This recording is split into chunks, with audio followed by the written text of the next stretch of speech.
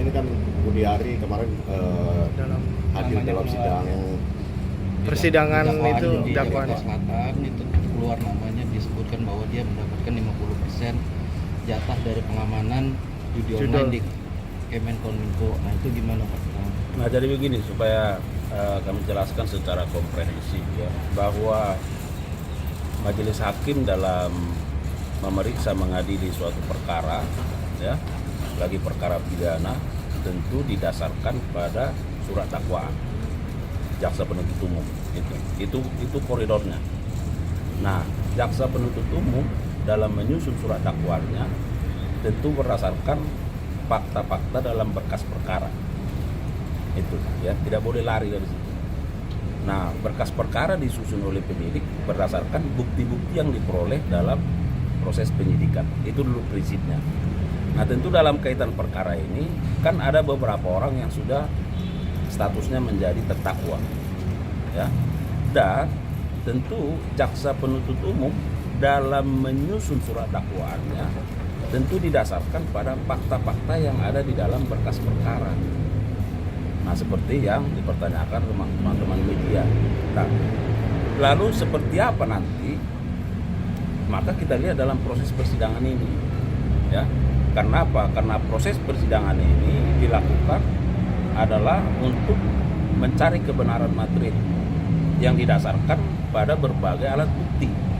Nah, jadi nanti keterangan saksi-saksi, kemudian apakah ada bukti surat misalnya, bagaimana keterangan dari para terdakwa, kemudian bagaimana petunjuk, ya.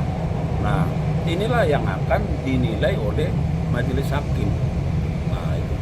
Nah, tetapi sekali lagi bahwa penuntut umum dalam surat dakwaannya itu, ya, bahwa ada pihak-pihak yang disebut di situ, tentu itu didasarkan pada adanya fakta itu di dalam berkas perkara. Nah, namun ya yang kedua tentu pertanyaannya adalah apakah yang bersangkutan termasuk menjadi saksi dalam berkas perkara, ya. Itu yang harus kita cek, ya. Kalau yang bersangkutan menjadi masuk menjadi saksi dalam berkas perkara ini, tentu penuntut umum selaku pihak yang dibebankan pembuktian, ya, sebagai pemilik perkara, tentu ya bisa saja memanggil yang bersangkutan itu sebagai saksi untuk diperiksa di persidangan gitu. Nah, itu dia.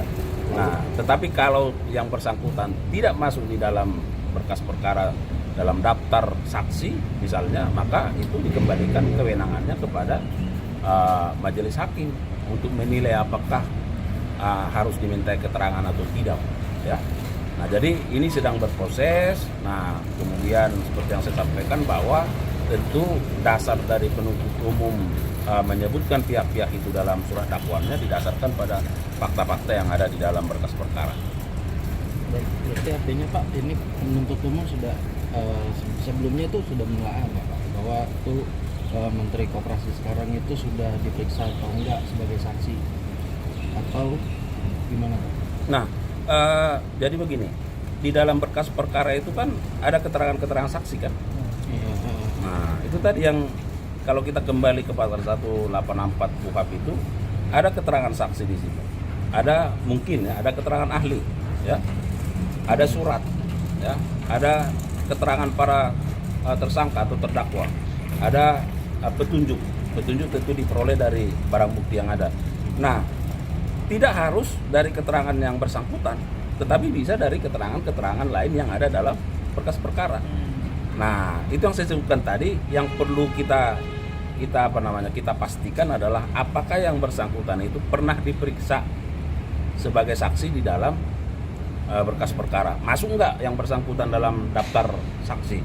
Kalau masuk, tentu nanti penuntut umum bisa menjadwal untuk dipanggil dan diperiksa di persidangan sebagai saksi, ya kan?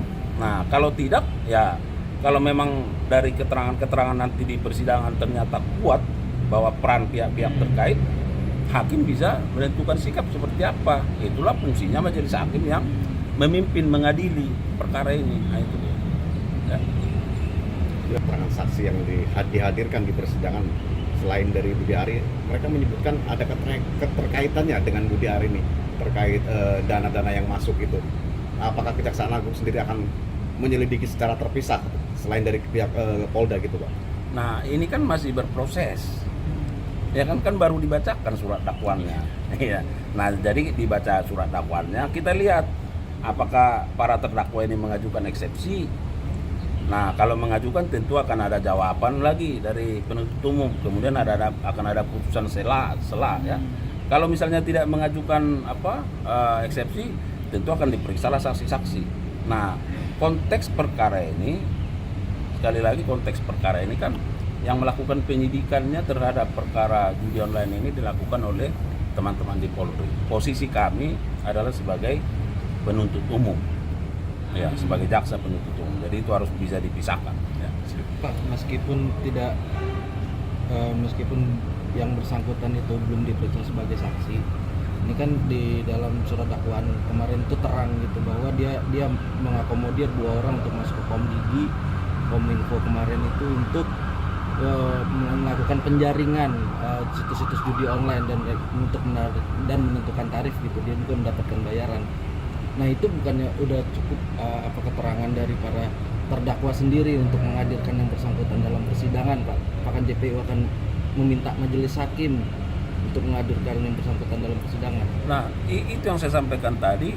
Nanti bagaimana proses persidangan ini akan kita lihat, ya kan? Nah disitulah peran dari majelis hakim yang memimpin, memeriksa, mengadili perkara ini. Karena semua kan akan bermuara kepada majelis hakim. Apakah diperlukan keterangan yang bersangkutan? Misalnya nih, karena kita belum cek berkasnya nih, ya kan? Misalnya yang bersangkutan tidak masuk dalam daftar saksi, ya kan? Karena itu kan adalah saksi di luar berkas. Tapi kalau yang bersangkutan ada dalam daftar saksi di dalam berkas perkara, maka ya penuntut umum bisa saja menjadwal, ya kan? Tapi kalau yang bersangkutan tidak masuk di dalam daftar saksi di berkas perkara, maka semua berpulang kepada majelis hakim untuk menentukan seberapa penting, seberapa perlu keterangan yang bersangkutan harus dipanggil karena berada di luar berkas perkara.